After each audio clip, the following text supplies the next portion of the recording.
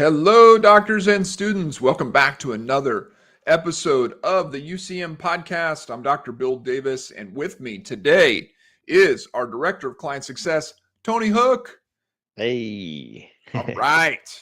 So we're excited to be with you once again, talking about something that's just so important to the mission, right, Tony?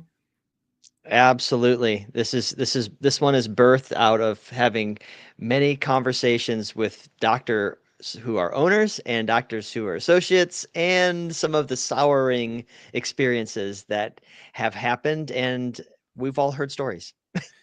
Yeah, we've all heard stories, or we've experienced it ourselves, and we've had these, these struggles, and Tony and I were just talking about this recently, and it's such a crucial aspect of growing upper cervical. Like, if we Yes. don't get this right, docs, you just can't grow. We can't grow this Yeah. industry. We can't grow it significantly within your community, even, and making a larger impact. But just as a global industry, it can't grow unless this happens. And so what we're going to talk about is how to develop a healthy associate relationship in 6 months or less, right? Right. So that's a big topic right there. How to develop a healthy associate relationship in 6 months or less. And you might think, man, I don't know, I don't even think that's possible. Well, it is. It is possible. We've seen it happen. We've seen it happen multiple times, and really it comes down to three phases that we're going to talk about today. And it's so important to understand these phases if you're going into this building or bringing an associate into your practice for the first time, or if it's a situation where you want to do it right this time. And so before we get into any of that, just any of you out there who don't know us, I'm just going to briefly mention, who we are. Why should you listen to us? Because, this is what we do all day. We help upper cervical practices grow. We've been blessed to help over 300 upper cervical doctors in the past 12 years. And, we help doctors with all of these things, growing through the practice growth stages, doubling practices, building $1 million practices, adding associates, which we're going to talk about today, is one of the things we love doing, adding additional locations, starting practices successfully, adding more staff members, improving efficiency and effectiveness.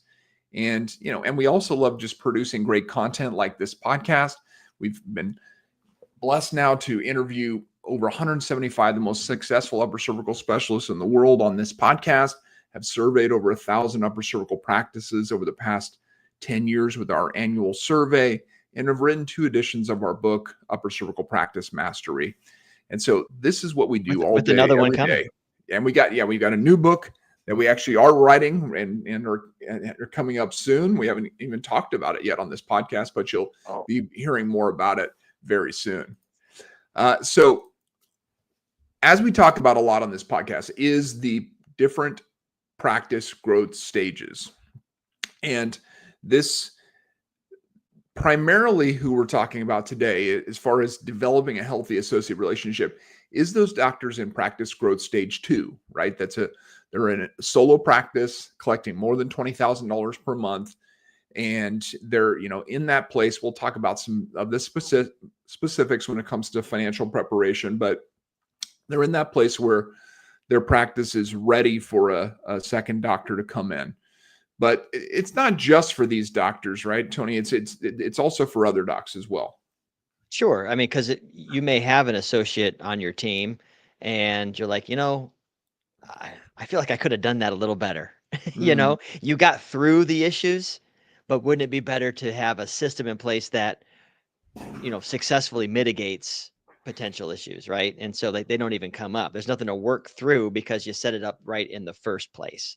And so it's really that stage 2, stage 3 docs that this could be for, or even maybe you've had a couple over the years. You're like, yeah, they stayed around for a little bit, but they all leave. What's going on? Or you keep having the same issue with them. You're like, well, maybe it's me, and I don't know. So the key is to give you a roadmap for you to serve as a guide to you, so that you're setting up the practice for wins, you're setting up the relationship for wins, and like I said, minimizing the pitfalls. Yeah, absolutely. So let's get right into this. So there's three phases that we found that is necessary to build a healthy associate relationship. And it starts actually before you even start talking to associates, right? It's preparing your office before the hiring. And this, Hugely important. it may be the most important step, right? Often skipped. Yeah, exactly. It may, a lot of times doctors, unfortunately, they hire associates just out of the feeling of necessity, right? Like they're just overwhelmed. They've got, they should have hired an associate 2 years ago, right? They're like, oh, all right, I guess I got to hire an associate. And they just kind of hire one, right? And so that's what we don't want to do for you. We want to help you to have this first phase really dialed in, this because it's the most important phase. It's going to determine whether or not the other phases go well, really. And so Yep. preparing your office before hiring is crucial. Recruiting the right associate, right? Not just anyone who's breathing, the right person for your practice and your practice culture and your situation. And implementing a structured 90-day onboarding plan. Now, this is another big one, right? When you get that person in there to really help them to be successful, because that's what you want, is for them to be the best version of themselves, right? Within your system and within your practice. But you want them to be successful. You want them to have a great experience. And it starts with their first 90 days, really having a good plan to make that work. And so let's get into each of these phases. So that first phase, of course, preparing your office for an associate. Preparation is the key, right? There's four kind of critical areas to address. Number one is to clarify your vision and role for the associate. So Tony, what do we mean by that? Well, what is your intention, right? What is your intention for that that person to be on the team? It's a new team member, and what are they going to be doing? What are their key areas, that they're going to be responsible for, right? What are the key result areas? What are the key performance indicators? We've talked about CAs for this kind of stuff. Everybody on the team should have this, really, so that it's very clear what's expected. And so that's the role. And then the vision is like, I think of it as like, okay, are you wanting somebody to come in for a couple of years and then they go and launch their own practice? Are you wanting, is that the expectation? Which is fine, right? As long as everybody's expecting that. Right. If you want them to be a long-term and they stay for 2 years, that's a loss, right? But, or is it, are you looking for somebody that's in it for the long haul? Or are you looking for somebody to come in, stay, and buy you out? Right. So like having a clarity in your vision and that person's role, like what is the seat on the bus for that associate role? What are they responsible for? That is so foundational, because that's going to help you to communicate this to a potential associate, and then they understand when they come in. Usually it's unmet expectations that create tension down the road. That's right. Yeah, 100%. Right. And that's why it's so crucial to really to think this all through when it comes to that vision and role.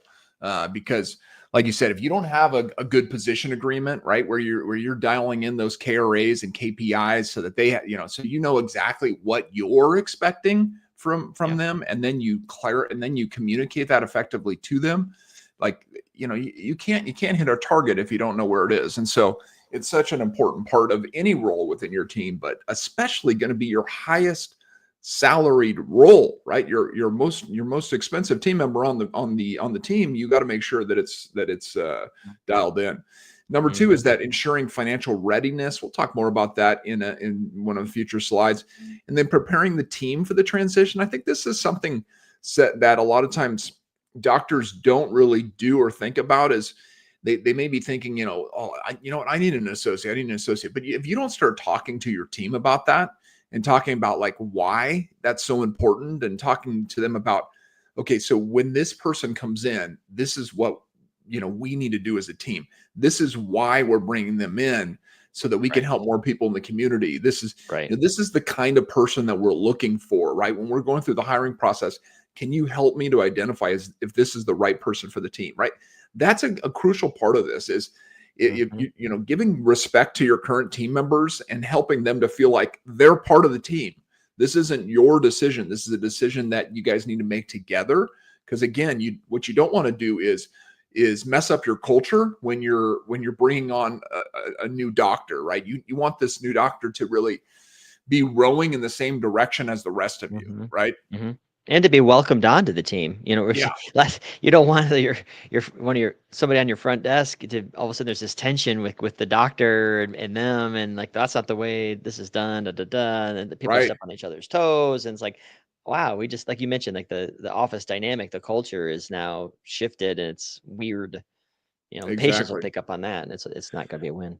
Yeah, and then another part of this is standardizing systems and procedures. This is crucial. You can't just hmm be like, you can't just have an associate show up one day and just be like, "Hey, just follow me around and do what I do." Right? You can't do that. You got to be able to give them like, "Hey, Yeah, here's how we do things." Right? This yeah, is how we do a consultation.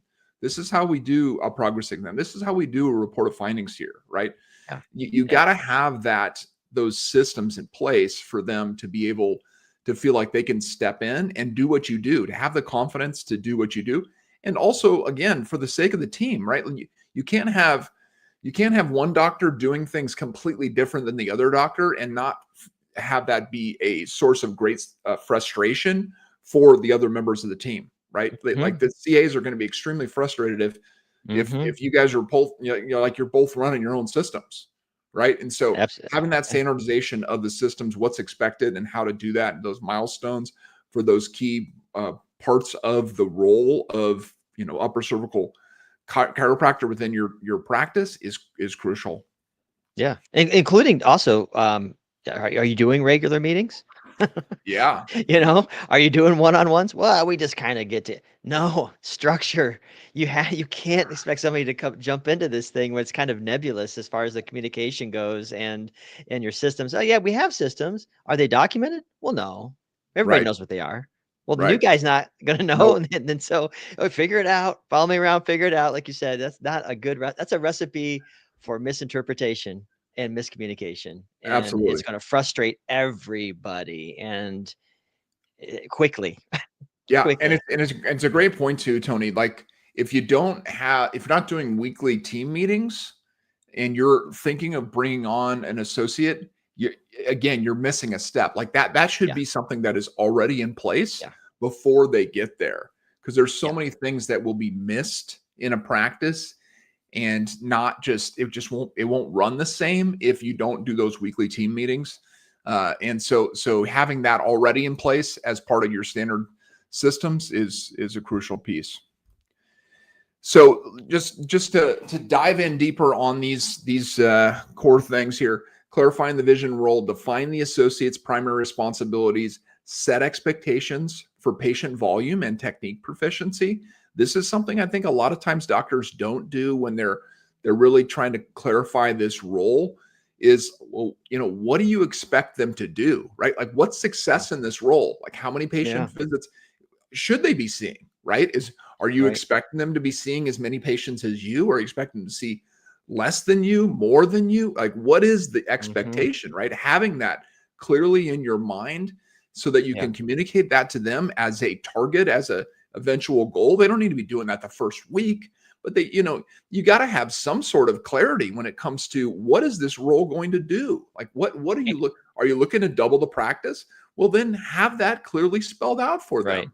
And And by so, what point? yeah, and Like, by what yeah, by point, three right? months, I expect you to be here, and we're going to work together on that. And Exactly, exactly. Having new that as a patients. clear Who gets thing. the new patients when they come in? Is it Yes, split? Is it only the associate? right. Yeah, you You don't know, want any ambiguity when it comes to those types of things. And then the other part of it is the technique proficiency, right? Are you expecting them to you know have a in-depth understanding of the technique that you do? If that's the right, case, then you've got to hire that person. You got to hire that person that already has that technique proficiency. Or right. you bring in somebody in that doesn't know anything about the technique, and you're okay with that. You're going to work with them on the development of their technique, right? Mhm. Having that again clarified in your mind already as far as what you're looking for an associate is really, really key. Right.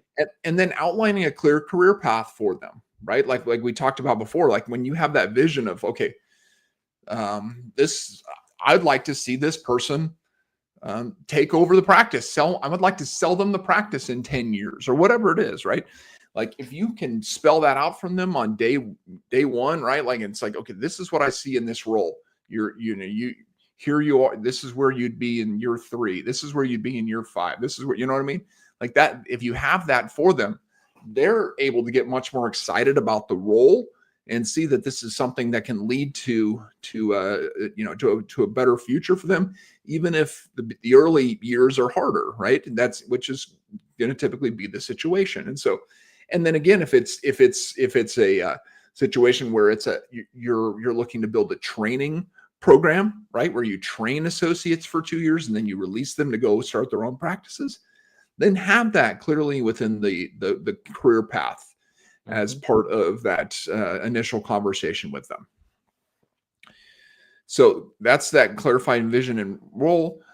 Financial preparation, what we have said many times is the usual place where you're ready to hire an associate is when you're at about 35 to 40K per month in collections with about a 50% overhead, right? That's a good rule of thumb.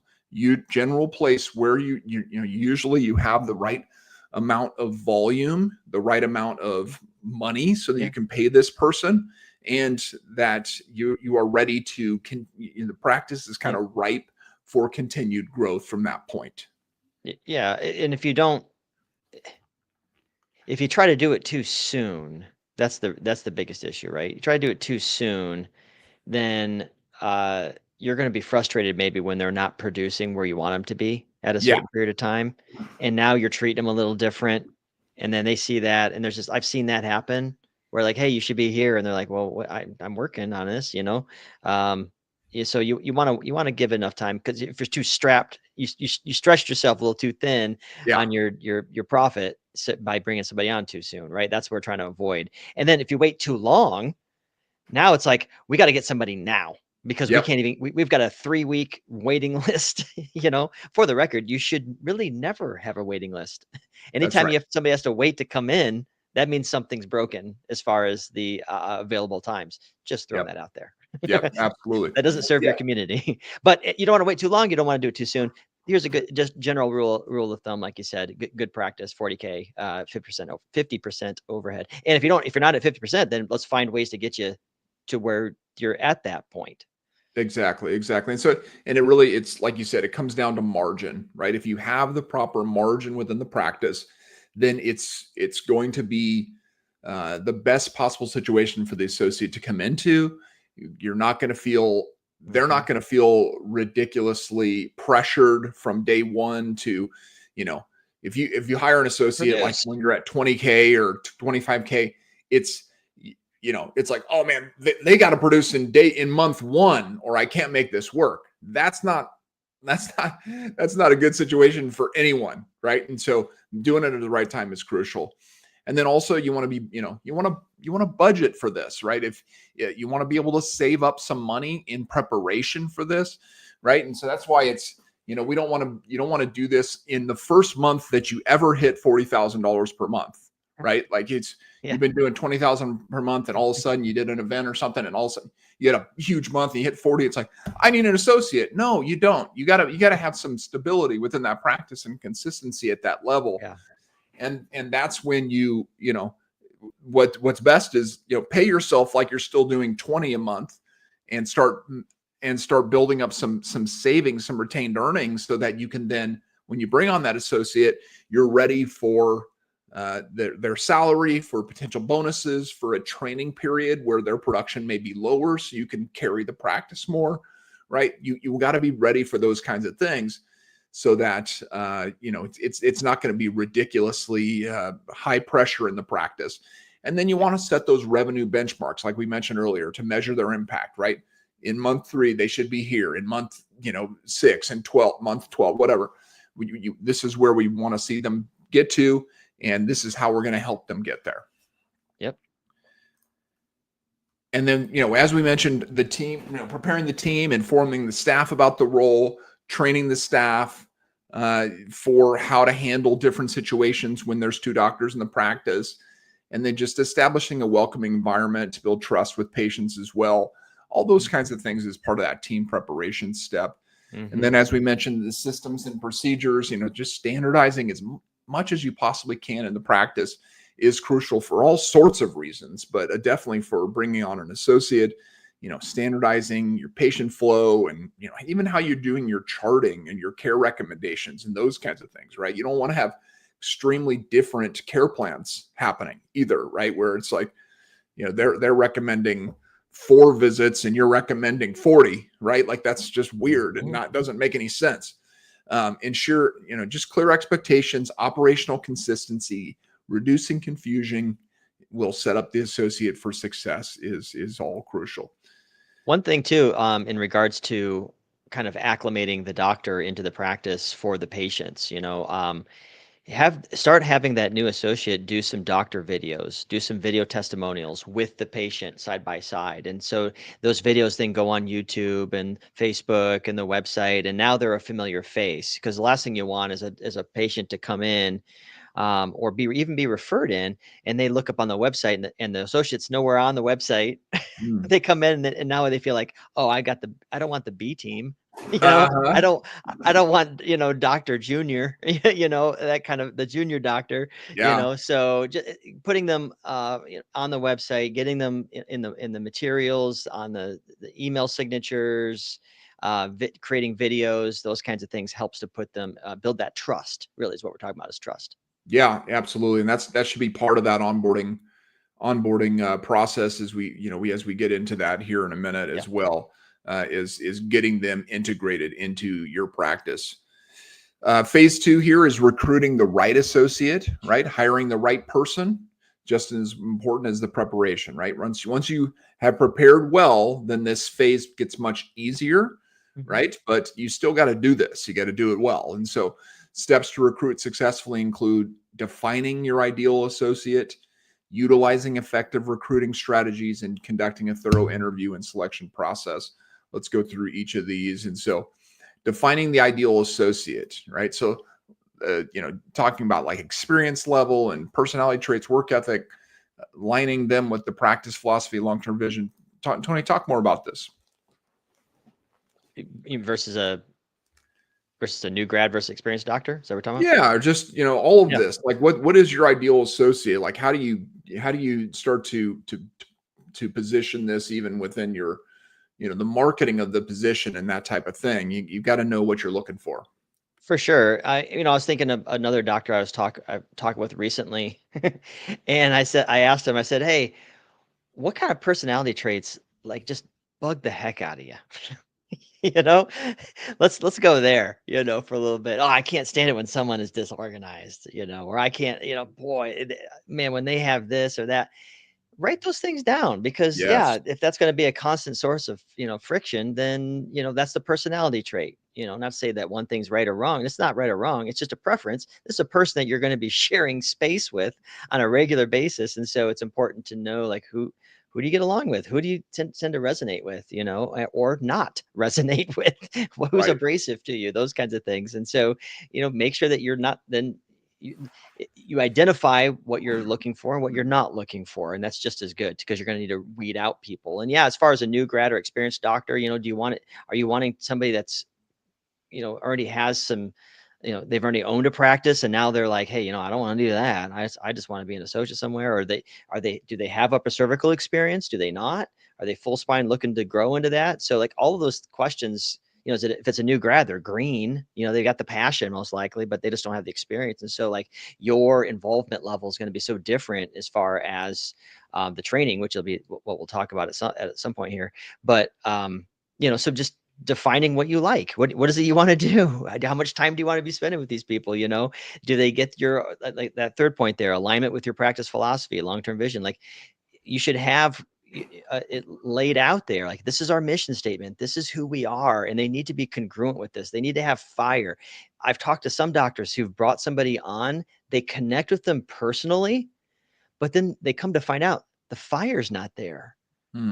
They weren't on fire to change the world, and they're in a culture in the practice where that's the mission, that's what we're doing here. And then it always felt like, where's their fire?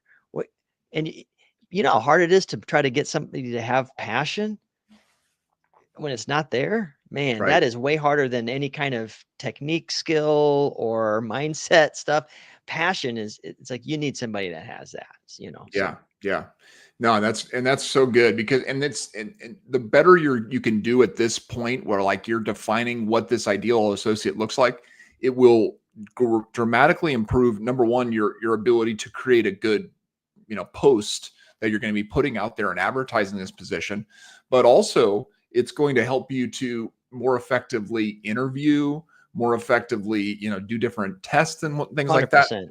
Yeah, I mean, if you're, it's for instance, like you said, with the personality profile, for instance, if you're somebody who it drives you crazy when someone isn't attention to detail focused, right? When that if that's a really important thing to you, and you work best with people who are like that, then there's things you can do. You can give them a disc profile and you can see what kind of personality they have. You can give them different little tests and whatnot within the interview process to weed out whether or not they're the right kind of person for you, right? So these are the Mm-hmm. kinds of things that if you can define that on the front end, then you can plan for the actual assessment process as you go through the associate finding part of this. And so where to find the right candidates, right? There's a lot of places to look, and it kind of, again, it depends on what you're looking for.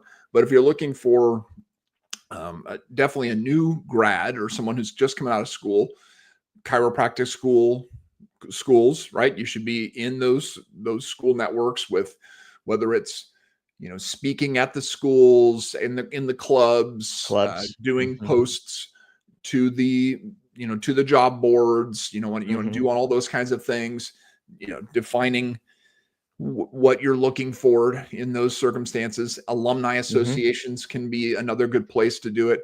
Even just sometimes state associations have job boards, technique associations have job boards, sometimes technique organizations have job fairs as well at the conferences, right? These are all places you can be looking.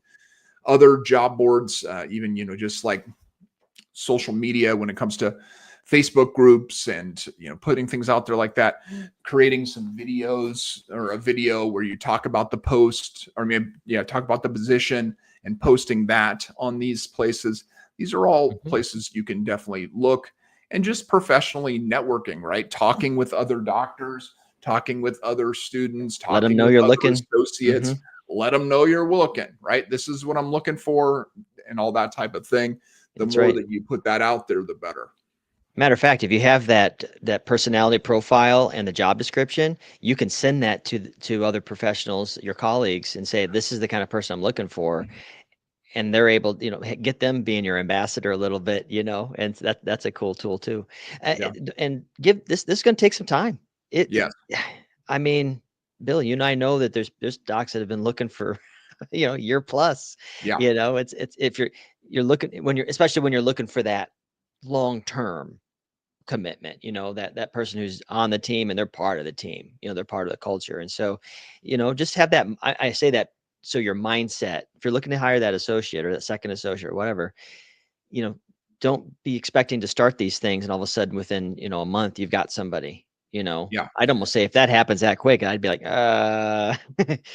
did we vet things the right way? I don't know, maybe, but And it all depends, right? I mean, if you do a lot of this good prep work on the front end, and you can find the right person, you're much it more could likely be to find the right person. But yeah, sometimes they're if they're just not there, there yet, right? Now, the right? other thing too is looking for people in non-traditional ways, which is looking for full spine doctors, right? Full spine doctors who are looking to transition into upper cervical, doctors who already own practices within your state, who are tired of, or they're just not being very successful in owning their own practice and they'd rather come work for you, right? Looking for those kind of situations.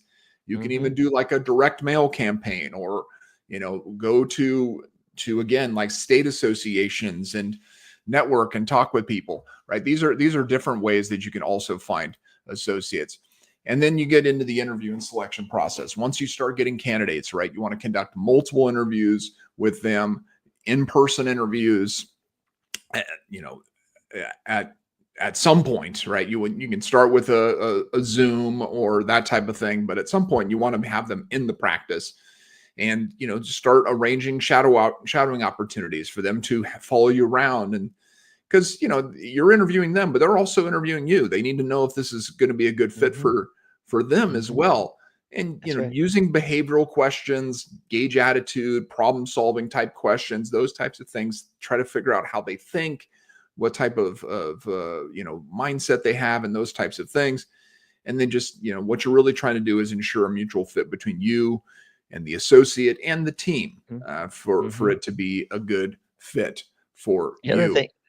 The other thing that you might want to pay attention to as well is, do they want to live in your area?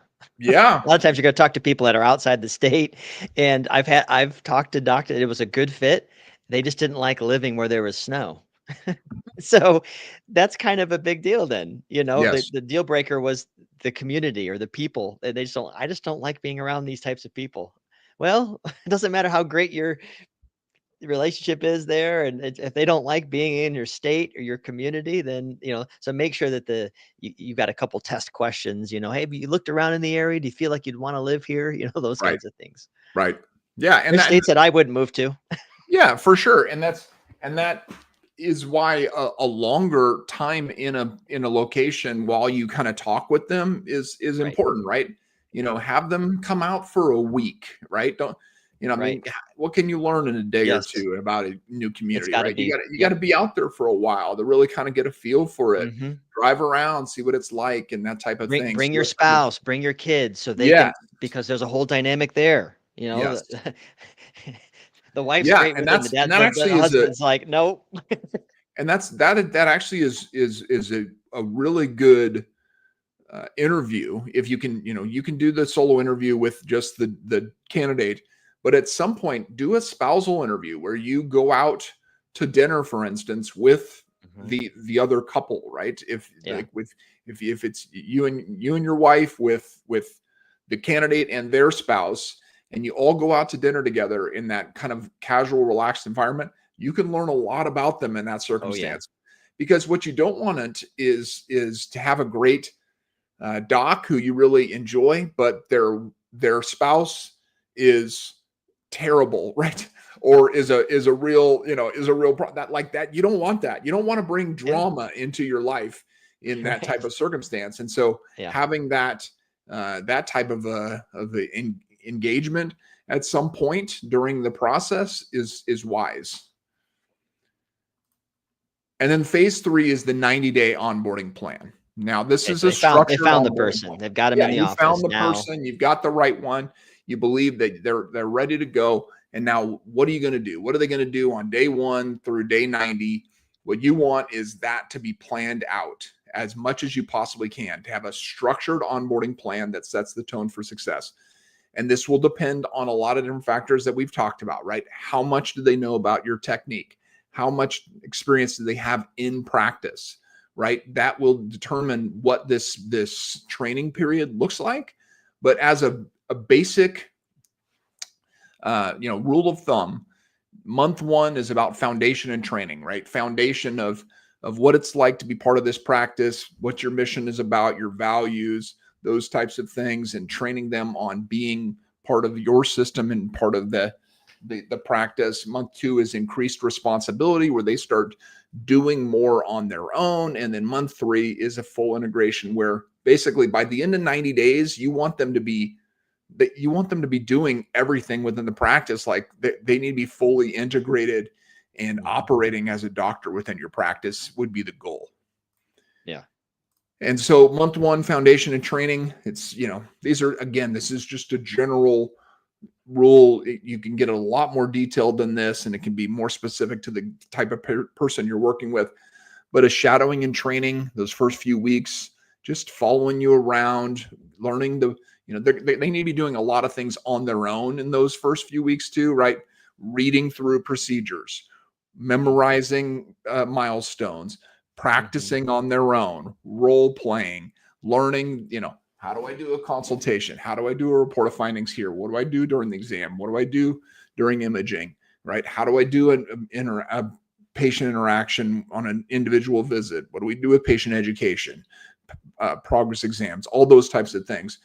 They need to be doing a lot of studying on their own. Now, also, if they're learning the technique, same thing. They need to be learning, practicing a lot on their own and learning more about the technique. And so that's those first few weeks are a lot of their one-on-one individual just study and practicing on their own, and then just kind of following you around a bit as they go through that training time. And then in weeks 3 to 4, that's when they start to transition into patient interactions typically, right? Where there's some interactions, maybe you throw them in there with, during a progress exam, or you have them do something, you have them help you with an exam with a new patient, or you have them take, do some films or whatever it is based on their experience level and their level of training. And what you really want to be doing during this first month is you want daily check-ins, right? You got to provide them with constant feedback. What's going on? What did you work on today? How did that go? Those types of things, so that they feel supported. They feel like you're there for them, but also you can help reinforce things that they're working on and help them to continue to grow in what they're learning, that they don't feel like they're isolated just back there, studying a procedure manual or whatever. And then the second month is where they start to have increased responsibility. Typically, weeks 5 through 6, they're handling patient load with oversight. They're starting to actually see some patients. They're starting to work with some new patients, again, depending on what you're looking for them to do. And then in weeks 7 and 8, they're taking on leadership roles. They may be helping out with some workshops within the practice, right? Doing if you're doing healthcare class, those kinds of things, doing talks in the community, those types of things, re-exams, all that. Weekly meetings, ongoing coaching, and performance reviews need to continue to be part of this, right? Where you're continuing to meet with them one-on-one at least once a week, but hopefully even more than that, and definitely having more time where you're training with them on a weekly basis. And then into that last month, the goal there is that full integration where they're operating independently with minimal supervision. You're doing, again, more performance reviews. Usually should do like a 90-day performance review, right? Where you talk about, okay, here's what we did over these last 90 days. Here's what went well. Here's what didn't go well. And then you're setting some goals. What can we be doing over these next 90 days, over this next, year, or whatever it is? Because what you're really looking to do is to assess the long-term fit and development plan from there, right? They're going in the direction that you were hoping they were, and you're thinking, hey, this is a good long-term fit, then let's keep developing them, keep pouring into them, training them so that they can be even better in the future. So that's that 90-day onboarding plan that's so crucial. So here's the key takeaways to take away from this. If you're looking or less, preparation is essential before ever even starting to talk with potential associates, right? Getting those preparation steps is crucial. Then from there, recruiting the right person. It's going to take strategy and patience, right? And then having that structured 90-day onboarding plan will help to ensure success. Investing in really the goal here is to invest in an associate so it can lead to a thriving practice. It can lead to helping more people in your community. Hopefully, doubling your practice is really the goal of having 2 doctors in the practice, to be able to see twice as many people as the one doctor could see, right? That's right. And if you're a doctor who's we talk about the mission, and you've known that it's in a perfect world, you'd love to have somebody, but you're just like overwhelmed with the process. Like, this is an investment that is going to lead to growth for the mission, and we want to help you too.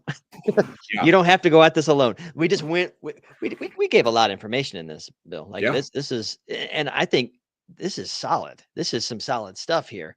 Now that, like, you kept mentioning, like, hey, well, there's also some specifics that you're going to want to be doing. So it's your practice. It's the role that you're creating, and each team is a little different, and each, core values and all those different things. And so, I'd love to chat with you about it.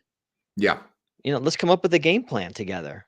and something you can run with, so you have a roadmap, if you will. We covered different benchmarks there, and a guide for you in this, but specific roadmap with stop here, turn here, do this thing. Okay, now next is this, because that way this is first.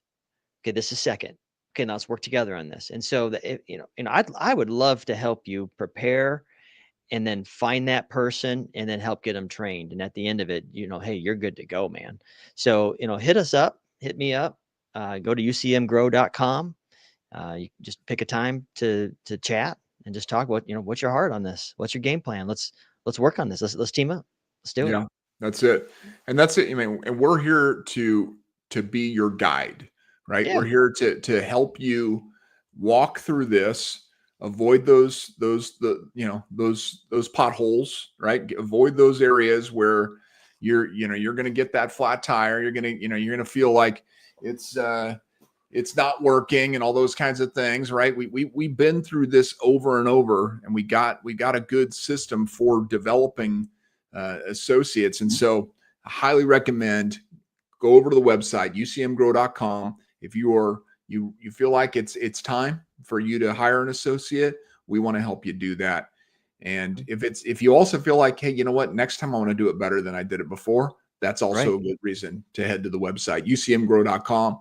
Click on that Start Growing button, schedule a time to meet with Tony. And as we always say, go Team Upper Cervical.